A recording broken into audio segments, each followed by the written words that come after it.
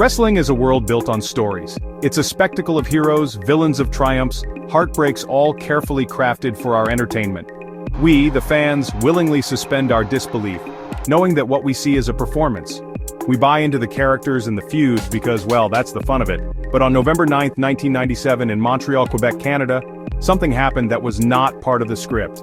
It was so raw, so real, it shattered the illusion forever. This event, known as the Montreal Screwjob, wasn't just a shocking twist.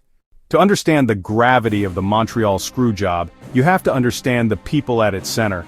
First, there was Bret the Hitman Hart. He was wrestling royalty, the son of legendary promoter Stu Hart. He was a second-generation superstar. He'd earned his place through sheer technical brilliance. He wasn't flashy or loud, the excellence of execution. To his fans in Canada, Bret was more than a wrestler. He was a hero, a symbol of dignity, a symbol of tradition. Then there was Shawn Michaels. If Bret was tradition, Shawn was the future. Charismatic, flamboyant, incredibly gifted. He was cocky, controversial, leader of D-Generation X. He and Bret had a genuine, palpable dislike. And finally there was Vincent Kennedy McMahon, the owner and promoter, a ruthless businessman whose loyalty was to the company's future. The stage for the Montreal Screwjob was set long before the bell rang at Survivor Series. The wrestling world was in the midst of the Monday Night Wars, a fierce ratings battle.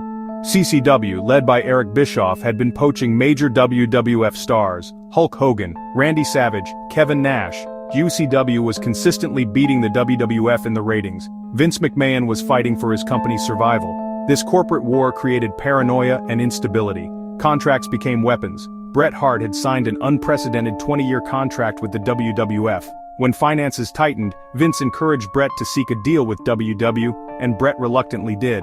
The problem, he was still the WWF champion. Vince feared Bret leaving for GCW while still holding the title. The plan was for Bret to defend his championship against Shawn Michaels at Survivor Series in Montreal. Bret flatly refused to lose the title to Shawn in Montreal. He had creative control and would not be humiliated in front of his fans. Vince publicly agreed to Bret's terms. Bret would relinquish the title the next night. But behind closed doors a different plan was hatched.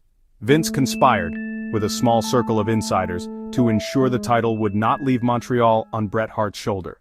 When the bell rang for the main event at Survivor Series, the atmosphere was thick with tension. The Montreal crowd was overwhelmingly in support of their hero, Bret Hart, showering him with cheers while relentlessly booing Shawn Michaels. The match began as a brawl, spilling outside the ring and into the crowd. For a while it looked like a classic Bret versus Shawn match. Sharp technical wrestling and dramatic brawling, all building toward a finish everyone thought they knew was coming. Shawn Michaels locked Bret in the sharpshooter, Bret's own signature move. And at that moment the plan was set in motion. Bret was supposed to reverse the hold, but he felt something was wrong. Referee Earl Hebner, instructed moments before, immediately called for the bell, declaring Shawn Michaels the winner by submission. He did not ask Bret if he gave up. He did not wait. The music played, but the celebration felt hollow. A stunned silence fell, then a chorus of confusion and anger. Bret rose, a look of pure shock and betrayal. He famously spat in Vince McMahon's face. He smashed monitors and equipment. The cameras kept rolling, capturing every raw, unscripted moment. The chaos that ended Survivor Series was only the beginning. Backstage, the scene was even more intense. Bret confronted Vince McMahon. After a heated argument, Bret punched his boss. It became a real physical altercation. This was no longer storyline, it was genuine, born from a deep sense of injustice. The locker room was divided. Many wrestlers were disgusted. If it could happen to him, it could happen to anyone. For Bret Hart, the Screwjob was a devastating personal and professional blow. He left for WCW not as a conquering hero but as a victim of a corporate conspiracy. His run there never reached the same heights. He was mishandled by a company that didn't understand his character. The Screwjob cast a long shadow, a bitter end to what should have been a celebrated legacy. Shawn Michaels became one of the most hated villains in wrestling history, greeted with genuine hatred for months. While he played the arrogant champion, he later admitted the ordeal took a heavy toll on him personally. Vince embraced the role of the evil boss, creating Mr. McMahon and turning real-life heat into storyline. The animosity lasted for years, and it wasn't until many years later that Bret and Shawn would finally reconcile. The Montreal Screwjob is considered wrestling's biggest betrayal because it broke a sacred, unwritten rule of the business. For decades, the industry ran on trust between promoter and talent. A champion like Bret Hart was owed respect. The finish of a match was an agreement. Bret carried the title with honor. What happened was a public shaming orchestrated in secret by people he trusted. The controversy was personal. Bret and Vince had worked together for years. Bret saw Vince as a mentor. Years of trust were shattered. Shawn's involvement added another layer. He swore he wasn't involved. He looked Bret in the eye and lied, according to many accounts.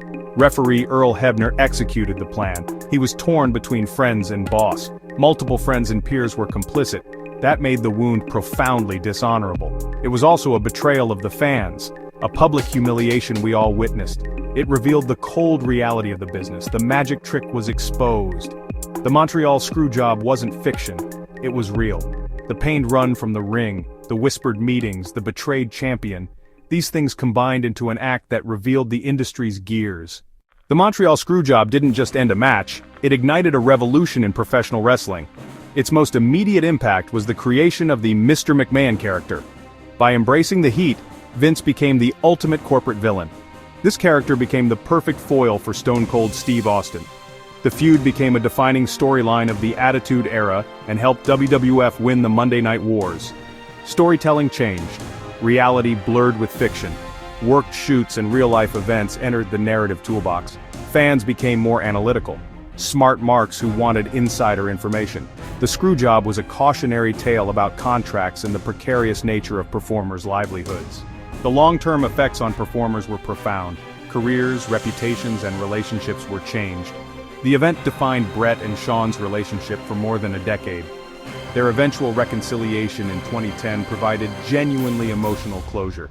It also changed how fans watched and discussed wrestling. Forums, podcasts, and insider culture flourished.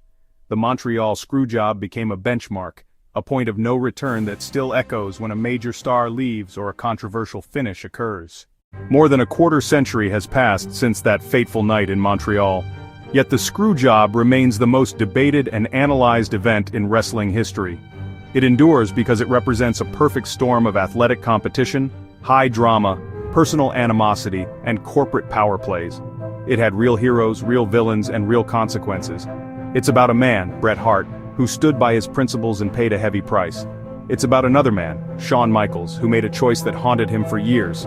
And it's about a businessman, Vince McMahon, who made a ruthless decision he believed necessary for survival. Their eventual reconciliation added a redemptive chapter, proving forgiveness is possible. The Screwjob is part of wrestling folklore, a tale passed from one generation to the next. A cautionary fable about the dark side of the business we love. It was the night the curtain was pulled back, revealing the gears of the machine. It was real. It was raw. It was a betrayal that defined an era, and ensured professional wrestling would never be the same again.